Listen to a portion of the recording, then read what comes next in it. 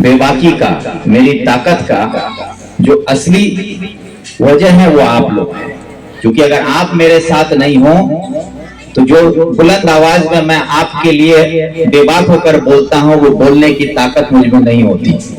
आज मैं अगर कहीं खड़ा होकर आपके लिए लड़ जाता हूं तो उस लड़ने का हौसला भी मुझे इसलिए मिलता है कि मेरे साथ आप लोग हैं और ये ताकत आप लोगों की है।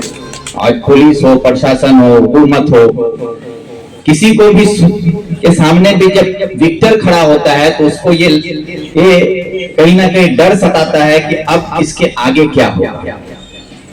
तो वो डर विक्टर के चेहरे को देख के नहीं होता है, वो विक्टर के पीछे जो हजारों की भीड़ आपकी खड़ी हो जाएगी उसको देखकर होता है।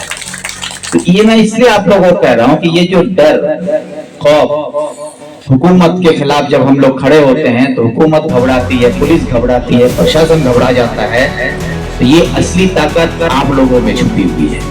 हर एक यहाँ पर जो आप बैठे हुए हैं, हर एक शख्स में वो ताकत है और असली ताकत आप आवाम है। सिर्फ परेशानी कहाँ पर है कि आप अपनी ताकत को पहचान नहीं पाते हैं या आप अपनी ताकत को समझ नहीं पाते हैं कि आपके अंदर जो जमहूरियत में हमारे देश का संविधान जो आपको ताकत दिया है, बाबा भीमराव अंबेडकर साहब का जो ये देन है हिंदुस्तान के लोगों के लिए, जो आज हम सब अलग अलग मजहब के लोग, अलग अलग जाति के लोग, अलग अलग भाषा के लोग, हम सब एक होकर, एकजुट होकर एक देश में एक साथ रह पाते हैं ना, ये किसी हुकूमत की देन नहीं है, ये किसी नेता, मंत्री या प्रशासन की वजह से नहीं है, ये हमारे देश के संविधान के वजह से है। इस संविधान हमको ये इख्तियार दिया है कि इस देश में हर शख्स का बराबर हक है। हर शख्स को अपना मजहब अपने तरीके से मानने का इख्तियार है। उसको कैसे उसको मानेगा, कोई नमाज पढ़ेगा, कोई पूजा करेगा, कोई दरगाह जाएगा, कोई चर्च में जाएगा, ये सारा इख्तियार दिया हुआ है और इस पर कोई कानूनन हमको रोक नहीं सकता है। तो ये सब इख्तियार हमको हमारा संविधान से मिला हुआ है।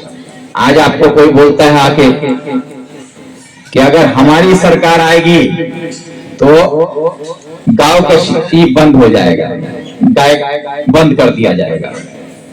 फिर दूसरा कोई नेता आके बोलता है कि हमार सरकार থাকলে আপনারা যার যা খুশি सब খেতে পারবেন। तो आपको लगता है यही बढ़िया है, सब लोग खा दिए। ये होता है ना कि बीजेपी की तरफ से ये धमकी दी जाती है कि हमारा सरकार आएगा तो हम गाय बंद करवा देंगे, और इधर ममता बनर्जी बोल देती हैं कि हम रहेंगे तो जिसको जो खाना है सब खा सकते हैं। तो आपको लगता है कि यही बढ़िया। लेकिन ये जो है ना, ये सोचने का फर्क है, क्योंकि गाय खाने से हम मुसलमान नहीं हैं। हमारा मुसलमान होने के लिए हमको गाय खाना जरूरी नहीं है, ऐसा कोई भी हदीस या कलाम पाक में या कहीं भी कोई भी उलमा बता दे कि हाँ गाय खाने से हम मुसलमान हैं। कलाम पाक में कुर्बानी के लिए जिस जानवर का जिक्र किया गया है उसका नाम है दुम्बा। दुम्बा का जिक्र है, गाय का जिक्र कहीं नहीं। लेकिन सियासत गाय पर होती है। इस बात को समझिएगा, हम क्यों ये बात कर रहे हैं कि सियासत गाय पर होता है, लेकिन इस्लाम के तहत कुर्बानी के लिए जिस जानवर का नाम लिया गया है वो है दुम्बा। लेकिन दुम्बा को लेके ना मुसलमानों में कोई चर्चा है, ना दुम्बा को लेके किसी और में कोई चर्चा है। चर्चा किसको है? गाय को लेके, और गाय पर सियासत हो रही है। कोई गाय खाने नहीं देगा, कोई गाय खाने देगा, यही सियासत है और इसी में हमको उलझा दिया जाता है। तो इस बात को समझिए कि हमको गाय खाने मिले या ना मिले, हम मुसलमान थे, मुसलमान हैं और मुसलमान रहेंगे। इससे हमारा कोई फर्क नहीं पड़ता है। लेकिन सियासत इसको इसलिए किया जा रहा है इस पर, ताकि आप के पास जो मुहैया है जानवर के तौर पर सबसे आसानी से गाय, और गाय की तादाद बहुत ज्यादा है मुल्क में, और गाय पर जो लोग रोक लगाते हैं सियासत के बहाने जो आज गाय के नाम पर गौ रक्षक बनाकर आज हिंदुस्तान में गौ के नाम पर कत्लेआम किया जाता है, एक दहशत का माहौल बना दिया गया। इसके पीछे जो सियासत है वो सियासत सिर्फ इतना है कि धर्म के नाम पर, गाय के नाम पर लोगों को बांट दो और एक डर का माहौल, दहशत का माहौल बनाओ जिससे हम अपना सियासी रोटी सेक सकें, और वही हो रहा है। और इसमें सिर्फ बीजेपी शामिल है ऐसी बात नहीं है, इसमें बराबर से हमारे मगरबी बंगाल की सरकार ममता बनर्जी भी शामिल है। जिस तरह से अगर आपके दो भाई में झगड़ा हो, एक भाई दौड़ के आता है नाफे के पास और एक भाई दौड़ के आता है इरशाद के पास। नाफे बोलता है तो मारिए केस को और भी देखे लो, नाफे उसको केस करने भेज दिया। दूसरा भाई जो इरशाद के पास आया, इरशाद बोलता हो वहां तो मारिए तो टेंशन नहीं लो, मीची ना चाहे तो केस करो। दोनों भाई को केस लड़वा दिया, दोनों भाई केस लड़ रहे हैं। केस में जाकर के फैसला जो भी होगा वो 4 साल बाद होगा, 6 साल बाद होगा कि नहीं होगा पता नहीं, लेकिन फायदा किसको हो रहा है?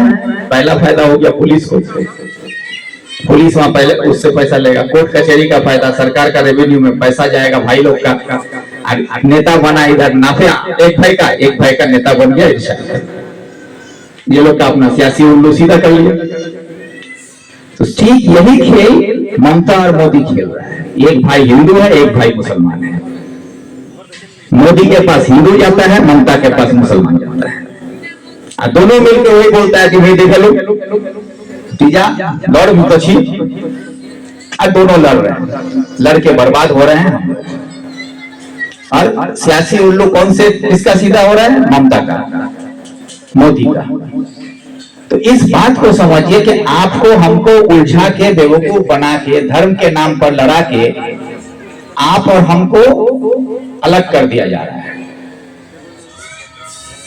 एक मिनट, आज जो बात हम आप लोगों से कह रहे थे कि इस चीज को अब समझने का वक्त आ गया है कि किस तरह से हम लोगों को बांट के हिंदू मुसलमान के नाम पर मुल्क में, हमारे स्टेट में डरा कर अपना सियासी रोटी सेका जा रहा है। लेकिन उनका रोटी तो चल रहा है, लेकिन फाका कशी, भूखमरी, बेरोजगारी हमारे घर में आ रही है। आज ममता बनर्जी या मोदी, उसके घर में, उसके परिवार में किसी को रोजगार की तलाश करने के लिए दिल्ली, पंजाब, हरियाणा नहीं जाना पड़ता है। ममता बनर्जी के भाई भतीजे को 2 वक्त की रोटी के लिए दिल्ली, पंजाब, हरियाणा नहीं जाना पड़ता है। लेकिन हमारे ग्वालपोखर, चाकुलिया, उत्तर दिनाजपुर से लोगों को, पूरे बंगाल से 42 लाख से ज्यादा नौजवान अपना घर, अपना परिवार, अपने मासूम बच्चों को, अपने बीमार माँ बाप को छोड़कर 2 वक्त की रोटी के लिए हिंदुस्तान के मुख्तलिफ जगहों पर जाकर रोजी रोटी की तलाश करनी पड़ती है। और रोजी रोटी की तलाश करने के लिए जाने पर आज हिंदुस्तान का जो माहौल है कि बंगाल से आए हैं, अगर आप बंगला बोलते हैं तो दिल्ली में, हरियाणा में, केरल में, कर्नाटक में, महाराष्ट्र में, उड़ीसा में आपको बांग्लादेशी मान लिया जाता है। आज हमारे बंगाल के नौजवानों को बंगला बोलने की वजह से उनको बांग्लादेशी कहकर पुलिस परेशान कर रही है। ये उड़ीसा से सैकड़ों की तादाद में हमारे नौजवानों को उड़ीसा छोड़कर वापस बंगाल भाग के आना पड़ा। आप लोगों ने देखा होगा हावड़ा स्टेशन में जब हजारों की तादाद में नौजवान उतरने लगे तो गुस्से में हमारा बंगाल का नौजवान नारा लगाने लगा कि उड़ीसा वालों बंगाल छोड़ो। ये नारा लगा, उड़ीसा वालों बंगाल छोड़ो। ये नाराजगी आज हमारे बंगाल के नौजवानों में क्यों है? क्योंकि उनके साथ उड़ीसा में गलत सलूक किया गया। वहां की पुलिस प्रशासन, वहां के लोगों ने उनको बांग्लादेशी कहकर या उनके साथ जो ज्यादती की गई, इसलिए आज यहाँ पर आकर वो चिल्ला रहे हैं कि उड़ीसा वाले बंगाल छोड़ो।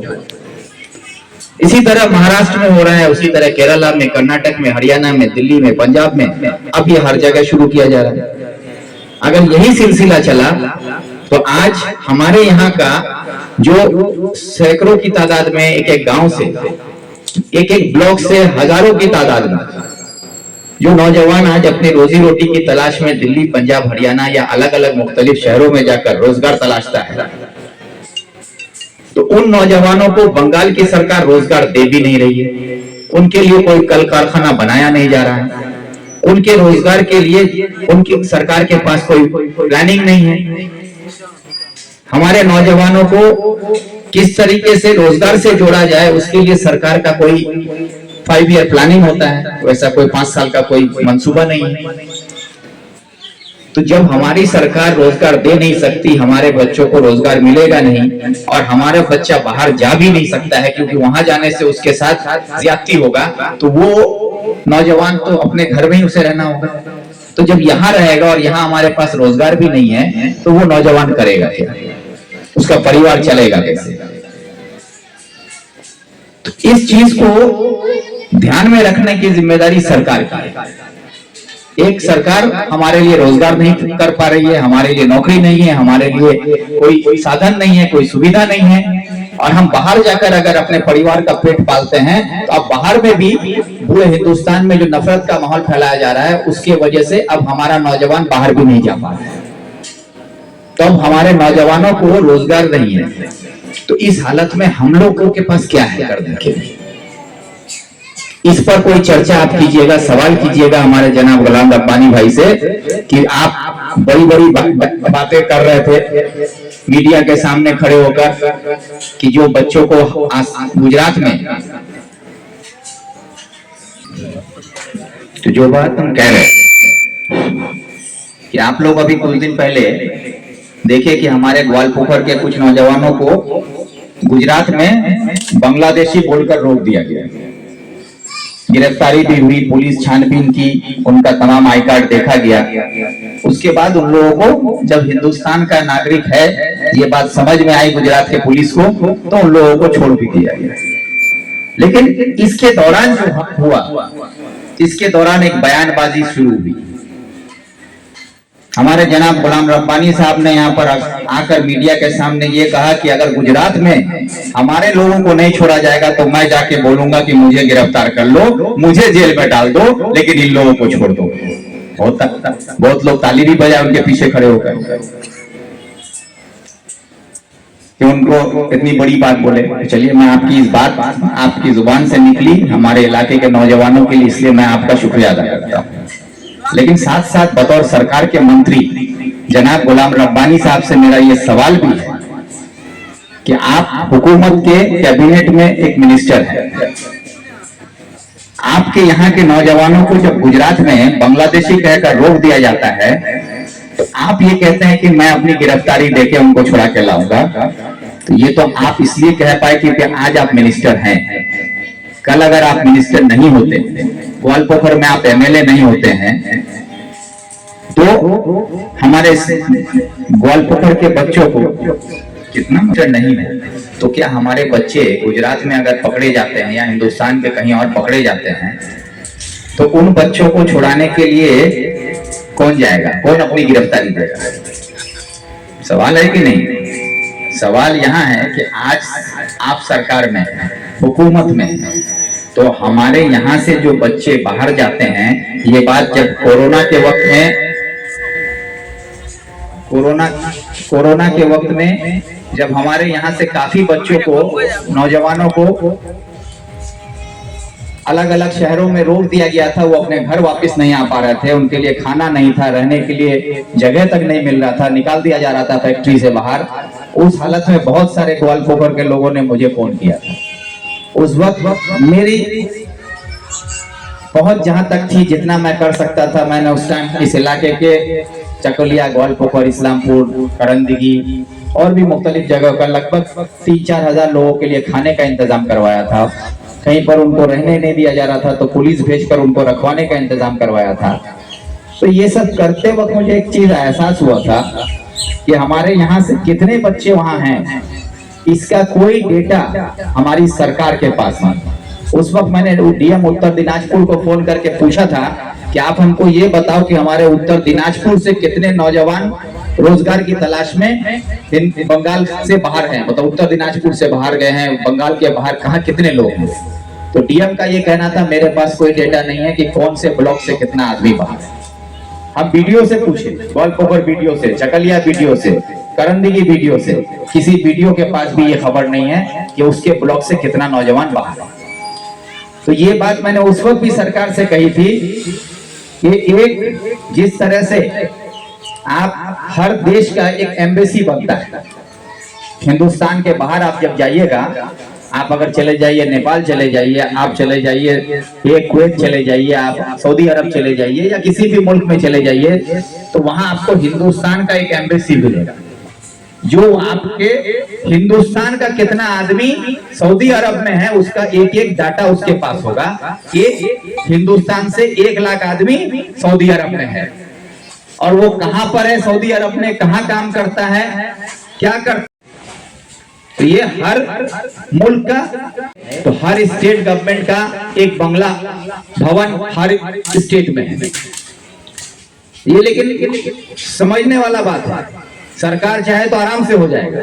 आप अगर कोई आज हैदराबाद से, हमारे आज भाई हैदराबाद में भी जाके आप पता कीजिए तो आपको वहां भी एक बंगाल भवन मिलेगा, ये बंगाल भवन है। वहां पर देखिएगा, हैदराबाद में आप जाइएगा तो आपको वहां पर महाराष्ट्र भवन भी मिलेगा, वहां पर जाइए तो गुजरात का भी भवन है, राजस्थान का भी है, हर स्टेट का एक। दिल्ली जाइए बंगाल का भवन, बिहार में जाइए बंगला आवास है। उसी तरह आप हिंदुस्तान के किसी भी शहर में चले जाइए, किसी भी राज्य में चले जाइए, वहां बंगाल सरकार की तरफ से उसका एक आवास होता है। जब हमारे पास वो आवास है, वो आवास किसके लिए बनाया गया कि ताकि बंगाल से अगर कोई लोग जाएं, बंगाल का कोई वीआईपी जाए, बंगाल से कोई मिनिस्टर जाए, बंगाल का कोई प्रोग्राम हो, हमारा कोई डिपार्टमेंट का आदमी जाए, तो उसके रहने के लिए कोई परेशानी नहीं है। इसलिए वहां पर बंगला का मकान बनाया गया था, बंगला भवन बना दिया जाता है। तो जब हमारे पास बंगला भवन हर स्टेट में है, तो हमारे हर स्टेट में हमारा बंगाल का नौजवान भी वहां पर है, तो उसी भवन को एक ऑफिस के तौर पर अगर इस्तेमाल कर लिया जाए कि बंगाल से कितने लोग महाराष्ट्र गए, तो महाराष्ट्र का जो बंगाल भवन है वहां पर उसको पहले एंट्री करना होगा, ताकि वहां वो कहाँ काम करता है उसका, अगर उसके साथ महाराष्ट्र में कोई परेशानी हो तो हमारा बंगाल भवन में जो दफ्तर का ऑफिसर है वो उसकी जिम्मेदारी ले सकता है। आज हमारा कोई केरला में, कर्नाटक में जाके ऊंची ऊंची इमारतें बनाने में कोई गिर के मर जाता है, हमारे यहाँ खबर आता है कि फलनर बेटा मोड़े गए। अब यहाँ बाप लाचार बेबस, वो कर्नाटक केरला से नाम जानता है, कभी देखा नहीं है, उसको जाना कैसे है पता नहीं है, वहां वो किसी को जानता नहीं है, उसके भाषा को नहीं जानता है, उस इलाके को नहीं जानता है, वहां का थाना पुलिस उसको नहीं सुनेगा। उस हालत में वो आदमी क्या करेगा? तो उस आदमी को बेबस और लाचार होके इधर उधर दौड़ता है, कुछ मेंबर को पकड़ता है, कोई नेता को पकड़ता है, कोई एमएलए साहब को पकड़ता है, कोई मंत्री साहब को पकड़ता है। और जब जाता है तो एमएलए मंत्री साहब क्या बोलते हैं, इधर तो केरलार बात है, ये तो इठेगार मंत्री भी केरलार मंत्री मैं केरला को तो बोलते एम्बुलेंस को ले कुछ टाका भी दे। अब भाई एम्बुलेंस करके केरला से अगर आदमी को लाया जाए तो केरला से यहाँ तक आने में एम्बुलेंस का आने का और जाने का भाड़ा कम से कम 1 लाख रुपया हो जाता है। अब गरीब आदमी उतना रुपया कहां से लाएगा? अब चंदा होता है, चंदा करके किसी तरह से चुकाया जाता है। तो ये जो बेबसी है, इस बेबसी को अगर सरकार चाहे और हमारे मिनिस्टर गुलाम रब्बानी साहब अगर अपने इलाके के लोगों के लिए गिरफ्तारी देने की बात करते हैं, तो मैं कहता हूं आपको गिरफ्तारी देने की जरूरत नहीं है। बतौर मंत्री आप कैबिनेट में ये रेजोल्यूशन पास करवाइए कि हमारे बंगाल से जितने नौजवान बाहर जाते हैं उनका एंट्री बंगाल में भी होना चाहिए और दूसरे मुल्क में भी, दूसरे स्टेट में भी होना चाहिए, ताकि वहां जाकर उनको कोई भी दुश्वारी हो तो हमारा बंगाल का जो ऑफिसर महाराष्ट्र भवन में बैठता है, हमारा बंगाल का जो ऑफिसर दिल्ली में बैठता है, हमारा बंगाल का जो ऑफिसर हैदराबाद में बैठता है, वो वहां पर जिम्मेदारी लेगा कि हमारे हैदराबाद में बंगाल के कितने नौजवान हैं, उनके साथ क्या परेशानी है, अगर उनके साथ कुछ नाजायज होता है, कानूनन उनके साथ कुछ गलत होता है, उसको कानूनन तरीके से उसकी हिफाजत करने की जिम्मेदारी बंगाल के सरकार को लेनी होगी। ये लड़ाई लड़ने की जरूरत है, ना कि भीख मांगने की कि मोर बेटा मोड़े गया 10,000 टका चंदा दे। नहीं चाहिए चंदा 10,000 रुपया का। बल्कि हमारे बेटे को सही मायने में हिफाजत कैसे हो। मेरा बच्चा अगर हिंदुस्तान के किसी भी कोने में हो तो उसकी हिफाजत कैसे होगी, उसकी जिम्मेदारी सरकार को लेनी होगी। इसलिए हमने सरकार चुना है, इसलिए हमने वोट दिया है, ना कि भीख में तिरपाल लेने के लिए और कंबल मांगने के लिए, ना लक्ष्मी भंडार और रूपोश्री और कन्याश्री के लिए। ये समझने की जरूरत है। जब तक आप लक्ष्मी भंडार, रूपोश्री और कन्याश्री के नाम पर आप हाथ फैलाते रहोगे तो आपको सिर्फ भीख मिलेगा, हक नहीं मिलेगा। ये बात को समझने की जरूरत है। आप चाहते हो कि आपका बच्चा हिफाजत से रहे तो उसके लिए आपको आज लड़ना होगा। अब मैं जो बात बोल रहा हूं ये मुमकिन है, सरकार चाहे तो ये होगा।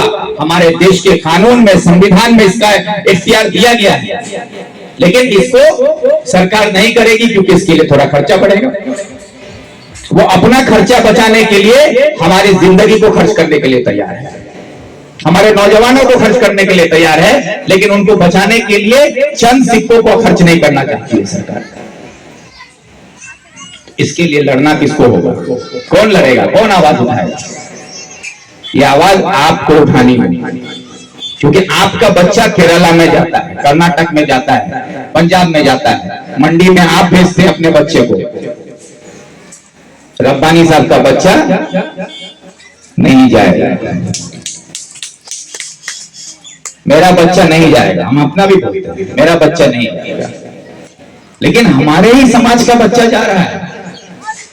और हम जब आपके होकर आपके लिए लड़ने के लिए आपने हमको चुना है, अपना वोट देकर हमको एमएलए बनाया है, आज हम मंत्री हैं, आपकी दुआ से हमको जो मुकाम मिला है, जो इज्जत मिली है, सरकार में जगह मिली है, तो वो हम आपके लिए अगर कुछ नहीं कर पाए, आपके लिए हम बोल नहीं सकते हैं, आपके लिए हम आवाज नहीं उठा सकते हैं, तो फिर हमारा आपका होकर वहां जाने का क्या मतलब है?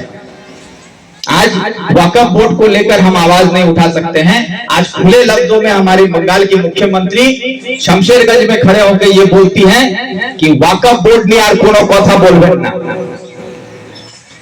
क्यों भूले बोली करबेन ना, যদি কেউ ওয়াকফ বোর্ড নিয়ে কিছু করে তাহলে তার সবথেকে চরম শত্রু হব আমি। मतलब समझते हैं क्या मतलब है? कि बीजेपी अगर आपको ये कहती है कि तो वक्फ बोर्ड के खिलाफ नहीं लड़ने देंगे, तो आप कहते हैं वहां तो हिंदू छे बोले नहीं लड़वाती छे, वहां तो बीजेपी पार्टी, वहां तो काम है मुसलमान लड़ खिलाफ करना। लेकिन ममता बनर्जी तो मुमताज बेगम है, क्या मुमताज बेगम है? सर पर दुपट्टा डाल के दोनों हाथ उठा के आपके लिए दुआ मांगती है। और आप लोग भी कहते हैं यही बेरछा नहीं देख हम सब तना दुआ मांगा छे, यार दुआ तो हम सब जन्नत पा। अभी ईद गया, ईद में देखे होंगे एक तरफ रब्बानी साहब का फोटो, एक तरफ ममता बनर्जी का फोटो। रब्बानी साहब भी हाथ उठा के, ममता बनर्जी भी हाथ उठा के, दोनों दुआ मांग रहा है। अब सब गोल पोखर में लगा, आप लोग बाप रे देखिए दिनों जन दुआ मांग छे, यार दुआ से सब काम हो जाए। वो दुआ आपके लिए नहीं है, वो दुआ अपने लिए है कि जैसे आप लोग हैं वैसे आप लोग रहिए, हम लोग का भला करते रहिए। तो इसीलिए आप लोग कह रहे हैं कि जो बुनियादी लड़ाई है कि हमारे यहाँ से 42 लाख नौजवान बाहर जाता है, उसकी हिफाजत के लिए आप और हमको लड़ना होगा। खुद सरकार को अलग से कोई दफ्तर बनाने की जरूरत नहीं है। हर अलग अलग स्टेट में बंगाल का भवन बना हुआ है, बस उसी भवन में ऑफिस खोल देना है। वहां पर हमारा सरकारी मुलाजिम भी है, बस वो मुलाजिम को जिम्मेदारी के साथ कि ये काम तुमको करना होगा। अब बंगाल से कितना आदमी गया, जिस स्टेट में गया वहां जाके पहले उसका एंट्री होगा, उसके बाद ही वो कहीं जा सकता। इतना करने में कोई बड़ा बात नहीं, इससे हमारे बच्चों को एक हिफाजत मिल जाएगा। तो ये काम कर सकते हैं, लेकिन ये काम के लिए आवाज नहीं उठता है। दूसरी बात हम बताते हैं, कुछ दिन पहले हम देखे कि यहाँ पर तालीम को लेकर चर्चा हुआ, पोखर का बच्चा जो है डॉक्टर बनता है। जो लोग डॉक्टर बने हैं उन सबको मैं मुबारकबाद देता हूं, लेकिन मेरा सवाल ये था कि जो डॉक्टर बने हैं, क्या वो बच्चा हमारा लोधन हाई स्कूल से पढ़ के डॉक्टर बना है? क्या वो बच्चा हमारा धर्मपुर हाई स्कूल से पढ़ के डॉक्टर बना है? पांजीपाड़ा इलाही बख्श हाई स्कूल से पढ़ के डॉक्टर बना है? आपको देखिएगा ऐसा कोई बच्चा नहीं मिलेगा। ग्वालपोखर का किसी भी स्कूल से पढ़ के कोई बच्चा डॉक्टर बन के आया हो ऐसा नहीं मिलेगा। स्कूल में नाम लिखाया होगा, फिर बाप माँ वहां से छुड़ा के इसको किशनगंज में पढ़ाया है, कोई बाल मंदिर में पढ़ा है, कोई सेंट जेवियर्स में पढ़ा है, कोई जाके कहीं और पढ़ा है, कोई हो तो अलीगढ़ चला गया है, कोई दिल्ली चला गया है, कोई कलकत्ता चला गया है। वो बच्चा जाके डॉक्टर बन रहा है। क्यों? क्योंकि हमारे यहाँ पर डॉक्टर बनने के लिए साइंस का होना जरूरी है। बिना साइंस का कोई भी बच्चा डॉक्टर नहीं बन सकता है। तो हमारे किसी भी स्कूल में, एक भी स्कूल में ग्वालपोखर में साइंस नहीं है। तो जब हमारे यहाँ साइंस है ही नहीं तो हमारा बच्चा साइंस लेके मैट्रिक पास नहीं कर सकता है, साइंस लेके हमारा बच्चा इंटर पास नहीं कर सकता है। जब हमारा बच्चा साइंस में माध्यमिक पास नहीं करेगा, साइंस लेके इंटर पास नहीं करेगा, तो वो बच्चा फिर जाके एमबीबीएस कैसे करेगा? अब यही बात हम जब बोले तो ये लोग को लग गया मिर्ची, क्योंकि ये लोग बेवकूफ बनाता है। तो ग्वालपोखर छुआ डॉक्टर हो रहे, ग्वालपोखर छुआ तो बैरिस्टर हो, लेकिन ग्वालपोखर में पढ़ के डॉक्टर बनने वाला बच्चा चाहिए ना। अब कल रब्बानी साहब बोलेंगे कि मोर छुआ डॉक्टर है, तो तोर छुआ लंदन और पहुंचे भाई। अब लंदन से ध्यान वो डॉक्टर बनाया, बोलो ग्वालपोखर छुआ डॉक्टर बने गए, तो ग्वालपोखर जो छुआ यदि डॉक्टर बने तो लोधन स्कूल पढ़े डॉक्टर बनाए लोधन, तब बोल लो तो क्या नहीं बना लो। ये नहीं, क्योंकि बेवकूफ बनाने का सारा काम होगा। आप लोग खुशी बात ग्वालपोखर छोटा डॉक्टर हो, अरे ग्वालपोखर छोटा हो लेकिन ग्वालपोखर पढ़े नहीं हो, तोर छुआ डॉक्टर नहीं हुआ पावे। यार बापेर पैसा छे वहाँ दिल्ली पढ़ाई लेबे, कलकत्ता पढ़ाई लेबे, दूसरा स्कूल पढ़ाई लेबे, लेकिन एक किसानेर छुआ, एक गरीबेर छुआ, एक चाय वाला छुआ, एक हाट से हाटत सब्जी बेचने वाला छुआ नहीं हुआ पावे, रिक्शा वाला छुआ नहीं हुआ पावे, किसानेर छुआ नहीं हुआ पावे। तो इस चीज को समझिए। और जब ये सवाल हम उठाए तब ये लोग क्या बोलने लगे, अचानक देखे कि विपरीत पार्टी ऑफिस में एक प्रेस बुलाया गया। अब प्रेस में बुला के बोल दिया गया कि हम लोग तो साइंस बनाने के लिए दरखास्त जमा दे दिए हैं। तो विक्टर याद दिलाया, तब इन लोग को याद आया कि लोग दरखास्त दे दिया है। आज भी कौन सा बोला 5 स्कूल का नाम दिए हैं। वो दरखास्त का कॉपी हम आज मांगते हैं मीडिया भाई की तरफ से कि हमारे मीडिया भाई वो 5 दरखास्त जो वो जमा दिए हैं, बोले थे कि साइंस का स्कूल बनाने के लिए वो 5 दरखास्त का कॉपी आपके मीडिया के थ्रू ग्वालपोखर के लोगों को दिखाया जाए कि किस तारीख को किस दफ्तर में वो जमा देकर साइंस का मांग किए हैं। यकीन मानिएगा कोई दरखास्त नहीं मिलेगा। खाली बोल दिया मेरे दरखास्त दे दी, अब दरखास्त कहाँ पे ना होगा ये भी पता नहीं होगा इनको, समझे? तो इसीलिए ये सब बेवकूफ बनाता है। कुछ दिन पहले फिर ये लोग बोले क्या, अभी नाफे भी बोला ये बात, सारा स्कूल जो है इमाम साहब के वक्त में बना है। हम लोग का स्कूल ग्वालपोखर में, इमाम साहब मरहूम आज हमारे बीच में नहीं है। मैं उनके लिए अल्लाह ताला से जन्नत में उनको अच्छा मुकाम मिले इसकी दुआ करता हूँ। और मैं ये कहना चाहूंगा कि जो ये बात बोल रहे हैं आज, तो आप लोग यहाँ पर गवाह हैं कि मेरी जानकारी के मुताबिक कि इस पूरे इलाके में ग्वालपोखर 1 और ग्वालपोखर 2 चाकुलिया को लेकर सिर्फ 77 से पहले 3 स्कूल हुआ करता था। एक लोधन हाई स्कूल, एक मनोरा हाई स्कूल और एक तरियाल हाई स्कूल। ये Tariyal high school, Manora high school और लोधन हाई स्कूल के अलावा 77 साल से पहले इस इलाके में और कोई स्कूल नहीं था। अब मेरी बात अगर गलत है तो साबित करके देखें। आप चले जाइए स्कूल सब में घूमिए जाके, आप जाके धर्मपुर हाई स्कूल में जाके देखिए कौन सा साल में बना हुआ है, तो उसका तारीख वहीं मिल जाएगा आपको। आप चले जाइए किचकटोला हाई स्कूल में, वहां जाके देख लीजिए। आप इलाही बख्श हाई स्कूल में जाके देखिए, सब 77 के बाद का बना हुआ है, जब वामफ्रंट की हुकूमत है उसके बाद स्कूल बना। आज जितना भी स्कूल आप देख रहे हैं ये कांग्रेस के वक्त में जो बना था और बाद में जो वामफ्रंट के वक्त में बना, ये वही स्कूल आपके ग्वालपोखर की सरजमीन पर है। उसके अलावा एक भी नया स्कूल इस 14 साल सरकार में ममता बनर्जी के वक्त में नहीं बना। एक भी प्राइमरी स्कूल इस सरकार में, ममता की सरकार में नहीं बना। एक भी एमएस के नहीं बना, एक भी एसएस के नहीं बना, एक भी रविंद्र मुक्त विद्यालय नहीं बना, एक भी आंगनवाड़ी सेंटर नहीं बना, एक भी जूनियर हाई स्कूल नहीं बना, एक हाई स्कूल नहीं बना। और ये बोलते हैं कि सब ममता का तरक्की है। तो तरक्की कहाँ है जब हमारा कोई स्कूल नहीं बना, कुछ नहीं बना। उल्टा पूरे बंगाल में 8,209 स्कूल, सरकारी स्कूल बंद कर दिया गया। अगर मैं गलत बोल रहा हूं तो रब्बानी साहब जवाब दे, ममता बनर्जी जवाब दे, शिक्षा मंत्री जवाब दे कि नहीं विक्टर झूठ बोल रहे हैं कि 8,209 स्कूल पश्चिम बंगाल सरकार का बंद नहीं हुआ है। बोले नहीं बोल सकता है, क्योंकि 8,209 सरकारी स्कूल पश्चिम बंगाल सरकार ममता बनर्जी की हुकूमत में बंद हो चुका है। जब 8,209 स्कूल बंद हो गया तो आपको लगता है कि ये सरकार आपको नया स्कूल बना के देगा? जो पुराना स्कूल बचा नहीं सकता है, चला नहीं पा रहा है, वो 8,209 स्कूल बंद कर देता है, वो बोलता है कि हम स्कूल बना के देंगे। और ये नेता सबका बात सुनना होगा आपको। सच्चाई को समझने की कोशिश कीजिएगा कि ये लोग जो बोलता है वो करता नहीं है, और जो करता है वो बोलता नहीं है। तो ये हालत है, स्कूल बंद। अभी जो हालत था कि जो भी बचा खुचा स्कूल है उसमें हमारे बच्चों को जो भी टूटा फूटा तालीम मिल रहा था, ये रिश्वतखोर नेता लोगों की वजह से, रिश्वतखोर सरकार की वजह से हमारे पढ़े लिखे नौजवानों को लूटने के काम, लूट के बिना पास किए हुए नौकरी देके आज 26,000 नौजवानों का जिंदगी बर्बाद कर दिया। 26,000 नौकरी चला गया। अब 26,000 जो नौकरी गया वो अलग।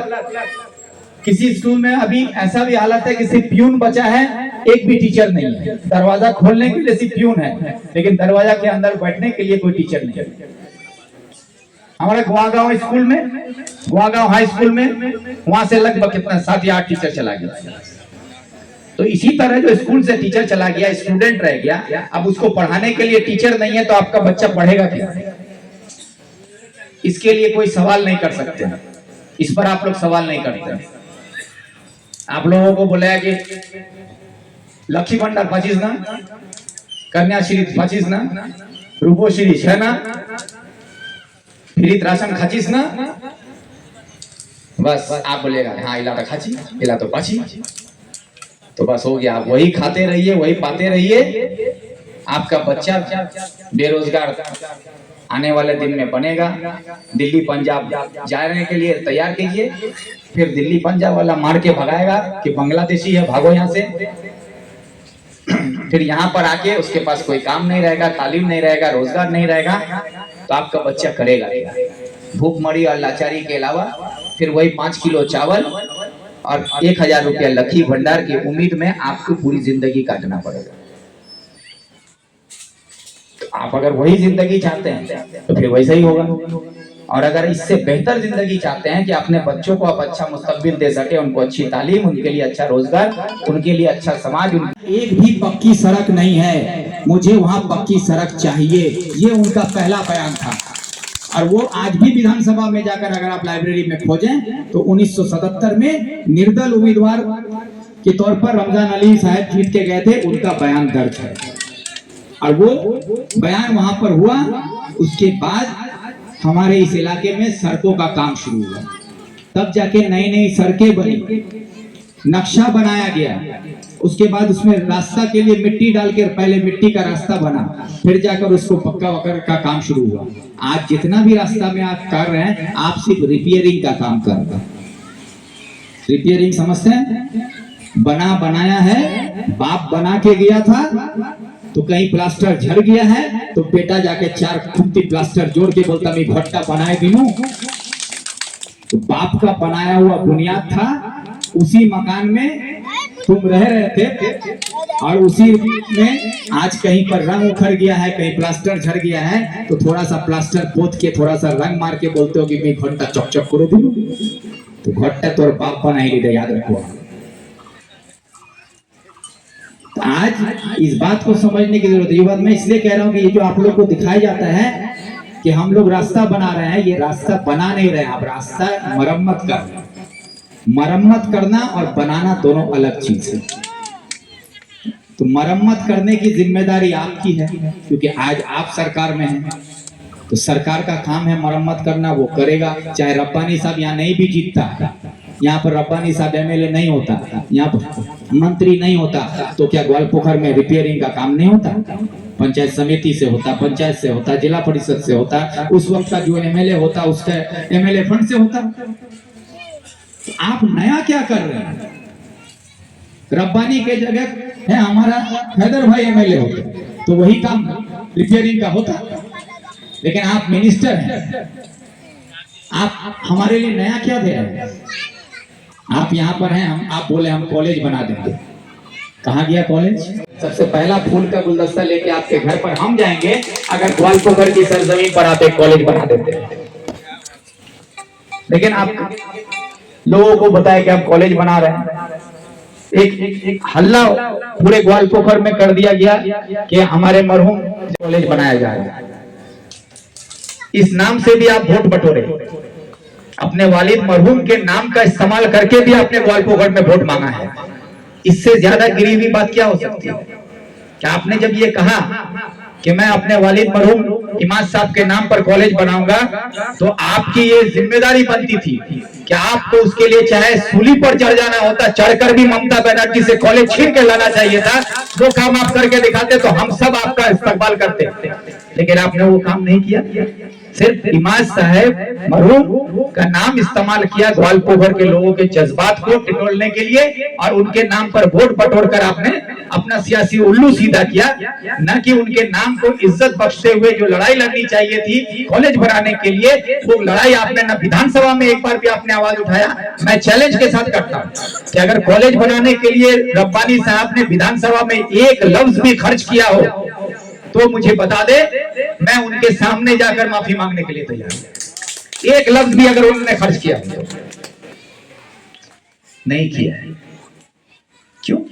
तो ये सिर्फ लोगों को बेवकूफ बनाने का काम कर रहे हैं। आज आप कॉलेज नहीं बना पा रहे हैं। हमारे यहाँ लोधन हॉस्पिटल में आप कहते हैं कि दीदी है तो सब कुछ मुमकिन है, 100% काम हो गया। ये बोलते थे ना पहले, कुछ दिन पहले चलता तब 100% काज होएगा। अगर 100% काम हो गया लोधन हॉस्पिटल में, तो हमारी माँ बहनों को वहां जाने से वहां पर उनका इलाज क्यों नहीं होता है? सीजर क्यों नहीं होता है? डॉक्टर क्यों नहीं है वहां पर? वहां से हमारी माँ बहनों को क्यों भेज दिया जाता है इस्लामपुर? क्यों जाना पड़ता है सिलीगुड़ी? क्यों जाना पड़ता है कलकत्ता? अगर सारा इलाज यहाँ पर मिल रहा है, तो मैं रब्बानी साहब से भी सवाल करता हूँ, 2021 में जब कोरोना का महामारी चल रहा था, तो आप लोधन हॉस्पिटल में एडमिट क्यों नहीं हुए? आप जाके सिलीगुड़ी के न्योटिया में क्यों भर्ती होने गए थे? ये सवाल नहीं है? जब आप ही कहते हैं कि दीदी वाले 100% काम कर दिए, जब 100% हो गया है तो आपका इलाज क्यों नहीं हुआ? ये तो सबसे बड़ा सवाल है। तो ये सब सवाल करना होगा। पहले हम लोग बिहार में थे, बिहार से हमको बंगाल में शामिल किया गया बंगाल को मुकम्मल करने के लिए, क्योंकि सोनापुर ब्रिज और इधर नागर, रायगंज का नागर और इधर का सोनापुर, ये बीच का ये इलाका जो था ये बिहार में था। इसलिए बंगाल आके खत्म हो जाता था रायगंज के नागर ब्रिज के पास, और इधर खत्म हो जाता था सोनापुर के पास। तो ये बीच में बंगाल खाली हो गया है, जुड़ने का जगह। इसलिए इसको जोड़ के बंगाल को पूरा करने के लिए 1956 में हमको बिहार से लाके बंगाल में शामिल किया गया। तब से हम लोग बंगाल में शामिल हुए, और आज हम लोग के साथ बंगाल में शामिल हुए। तो उस वक्त डॉक्टर विधान चंद्र राय 1959 में इस्लामपुर में आकर वो इस्लामपुर को सब डिवीजन डिक्लेयर किए। इस्लामपुर सब डिवीजन बना कब? 1959 में। उस वक्त इसको सब डिवीजन बनाया गया, और उसी वक्त वो अपनी भाषण में बोल के गए थे कि अभी इस्लामपुर को हम लोग महकुमा बना रहे हैं। आप लोग बिहार से आए हैं, आप लोगों के का रहन सहन, आपका भाषा, आपका तौर तरीका हमसे थोड़ा अलग है, इसलिए आप लोगों के लिए हम लोग अलग से एक दर्जा देंगे, और आप लोगों को सब डिवीजन के बाद जब ये सब डिवीजन पूरी तरह से तैयार हो जाएगा तो फिर इस्लामपुर को अलग डिस्ट्रिक्ट बनाने का जिम्मेदारी हम लोग पूरा करेंगे। ये बात कब बोले थे? 1959 में। कौन बोला था? बंगाल का मुख्यमंत्री, जो कांग्रेस के मुख्यमंत्री थे, श्री डॉक्टर विधान चंद्र राय।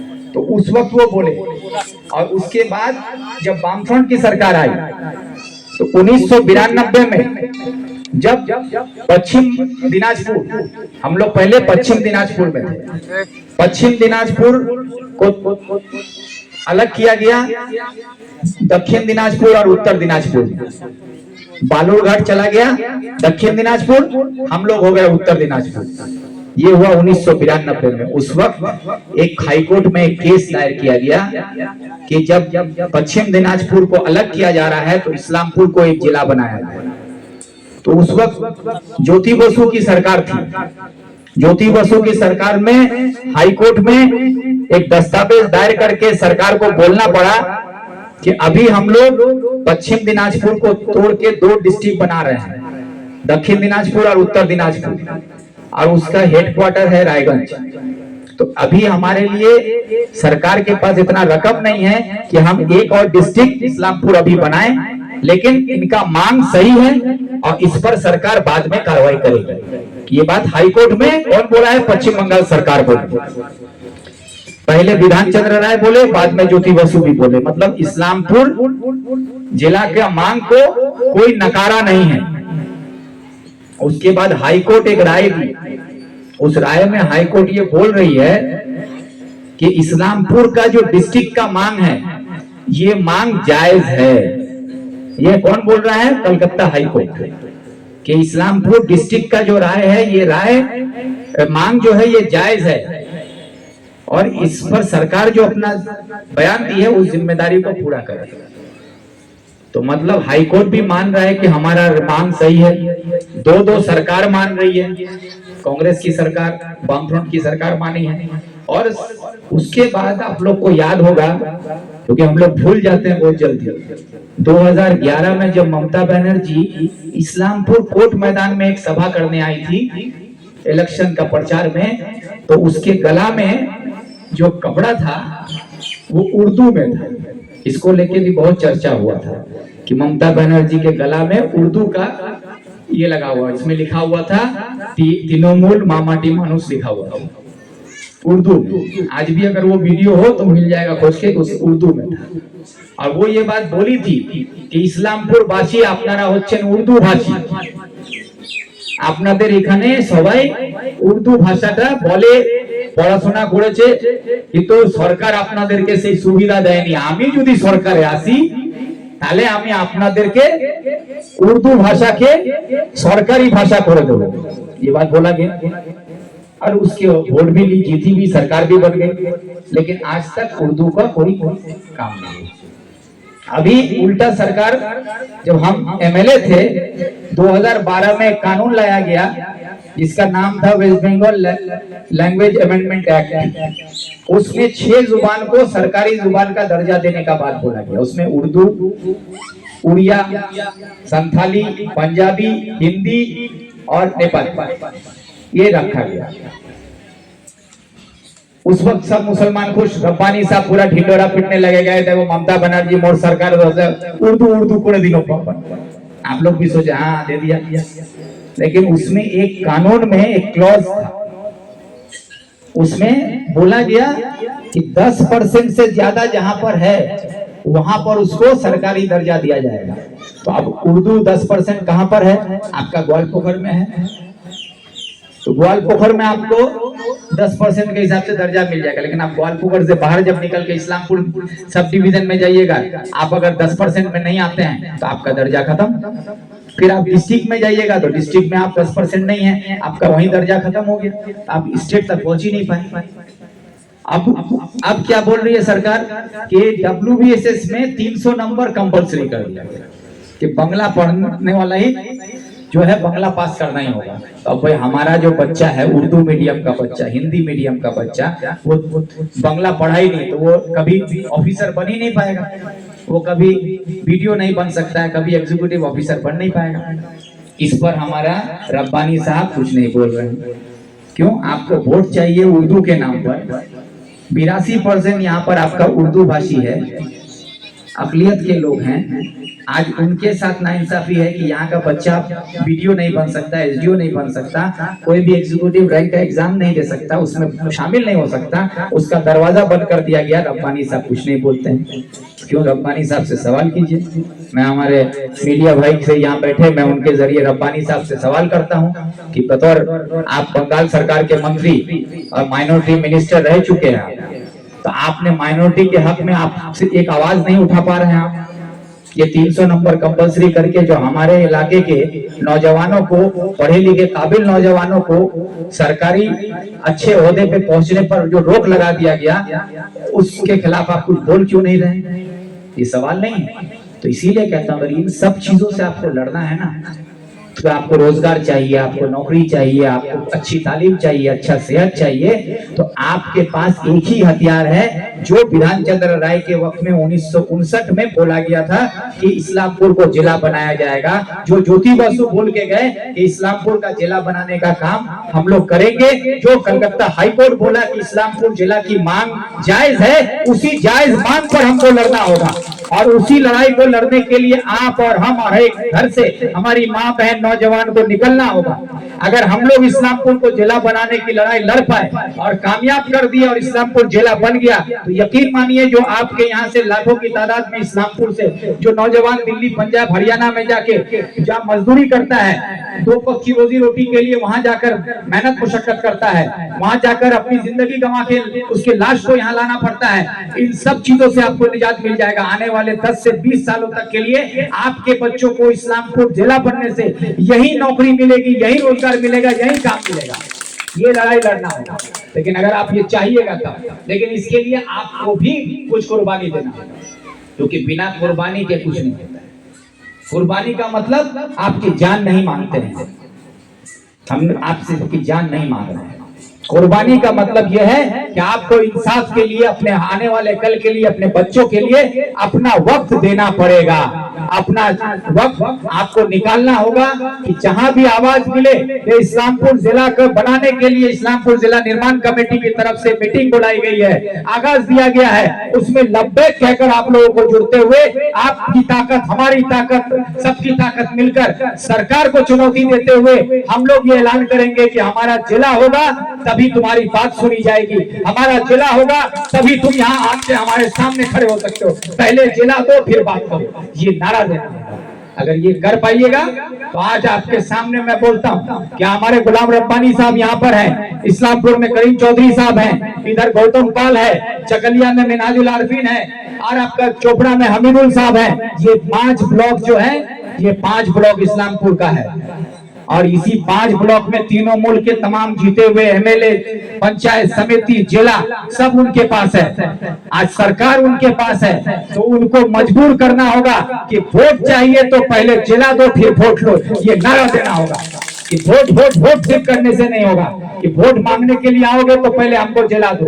हमारे बच्चों के अच्छे तालीम के लिए हमको जिला चाहिए, हमारे बच्चों के रोजगार के लिए हमको जिला चाहिए, हमारे माँ बहनों के अच्छे इलाज के लिए हमको जिला चाहिए, हमारे यहाँ कानूनी सहूलियत मिले हमको, उसके लिए हमको जिला चाहिए, हमारे यहाँ पुलिस प्रशासन का इंतजाम सही हो, डीएम का इंतजाम सही हो, उसके लिए हमको जिला चाहिए। ये लड़ाई लड़नी होगी, और ये लड़ाई तभी लड़ सकते हैं जब आप और हम मिलकर जाग जाए। हम लोग इस इंतजार में बैठे हुए हैं कि कोई आएगा तो इनकलाब आएगा, इसलिए उस तरह से इनकलाब नहीं आता है। उसे एक शेर है कि अब तो इनकलाब के आमद का इंतजार ना कर, कि अब तो इनकलाब के आमद का इंतजार ना कर, हो सके तो खुद इनकलाब पैदा कर।